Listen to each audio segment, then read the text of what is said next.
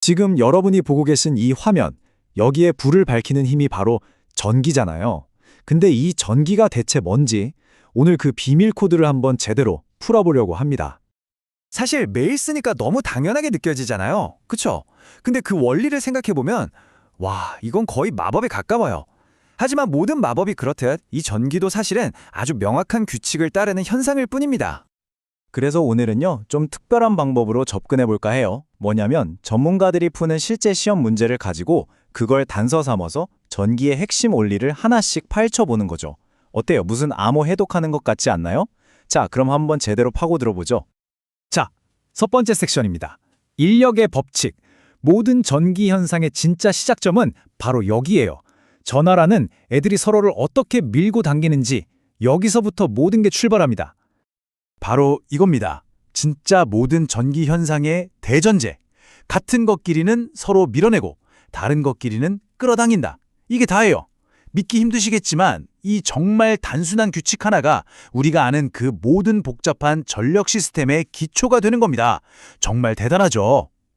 좋아요. 이제 두 번째 섹션으로 넘어갑니다. 전기를 흐르게 만들기. 자, 이제 전하들이 서로 밀고 당긴다는 건 알았어요. 그럼 이제 이걸 어떻게 움직이게 만들 수 있을지 그걸 알아볼 차례죠. 그럼 질문이 생기죠.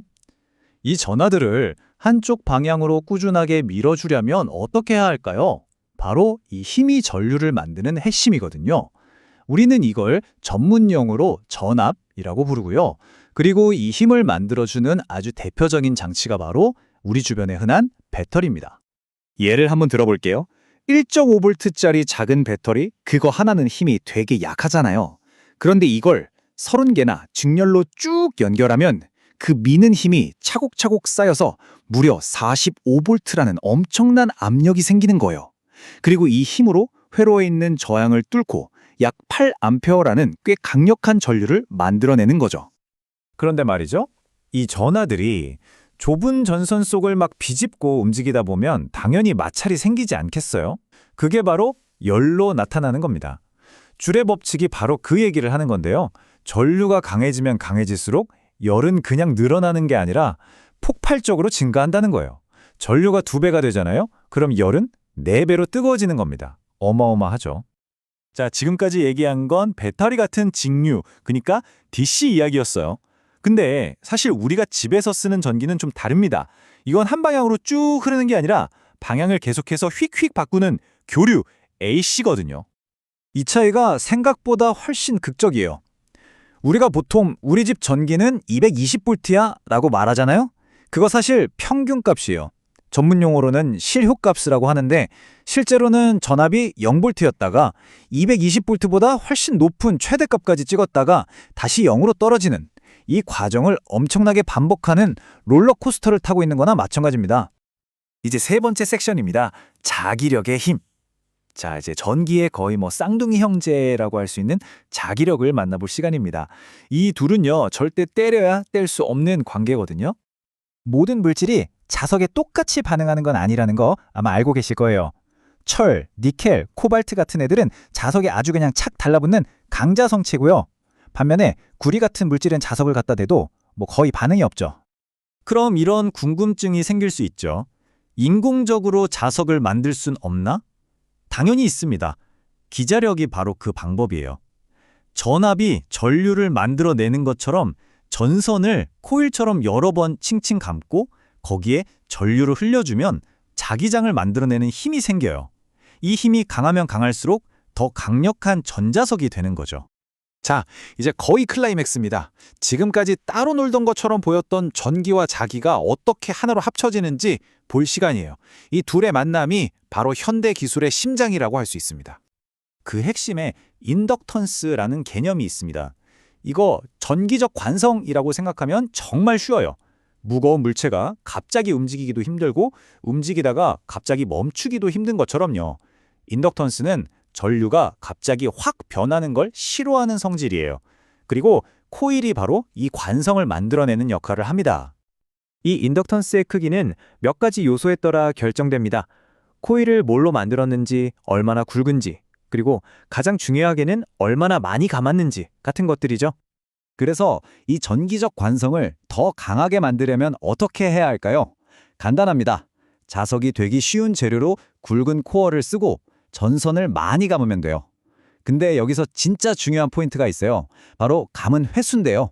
인덕턴스는 감은 횟수의 제곱에 비례해서 늘어납니다. 그러니까 2배 더 감으면 관성이 4배로 강력해지는 거예요. 엄청나죠? 자, 드디어 마지막 5번째 섹션입니다. 지금까지 배운 모든 조각들, 그러니까 저항, R, 인덕턴스, L, 그리고 여기에 커패시터 C라는 새로운 친구까지, 이 모든 게 한데 모이면 대체 어떤 일이 벌어지는지 그걸 한번 보겠습니다. 실제 우리가 쓰는 교류 회로에는 이 3가지 요소가 다 들어있거든요. 전류를 방해하는 저항, R, 전류의 변화를 싫어하는 인덕터, L, 그리고 전기를 잠시 저장해두는 커패시터, C까지요. 이 셋이 한 회로 안에 같이 있으면 아주 흥미로운 상호작용이 일어납니다. 이렇게 복잡한 회로가 얼마나 효율적으로 일하는지 평가하는 지표가 있는데 그게 바로 역률입니다. 그냥 에너지 효율 점수라고 생각하시면 딱 맞아요. 1점이 만점인데 1에 가까울수록 전기를 낭비 없이 아주 알뜰하게 잘 쓰고 있다는 뜻입니다. 이 회로에서는요, 저항이란 리액턴스라는 2개의 힘이 서로 다른 방향으로 막 잡아당기면서 힘겨루기를 하고 있어요. 그래서 회로 전체가 전류를 방해하는 힘, 즉 임피던스는 단순하게 더하는 게 아니라 이 두 힘을 종합한 결과인 오음이 되는 겁니다. 그래서 핵심은 바로 이겁니다. 이 회로의 역률은 뭘까요? 전체에 방해하는 힘, 즉 임피던스 O 중에서 실제로 유용하게 일을 하는 저항의 비율 4, 그러니까 5분의 4인 거죠. 이걸 숫자로 바꾸면 바로 0.8이 나옵니다. 이 회로의 에너지 효율 점수는 100점 만점에 80점인 셈입니다. 오늘 우리는 서로 밀고 당기는 아주 단순한 규칙에서 출발해서 전압, 전류, 자기장, 그리고 마지막으로 이 복잡한 교류 회로의 효율을 계산하는 것까지 정말 거대한 흐름을 함께 따라와 봤습니다. 이 몇 가지 안 되는 근본적인 법칙들이 사실은 우리가 매일 쓰는 스마트폰부터 거대한 도시를 밝히는 전력망까지 모든 것의 기반이 되고 있는 거예요. 자, 이 법칙들을 이해한 인류가 다음에는 또 어떤 놀라운 세상을 만들어낼까요? 정말 궁금해지지 않으세요?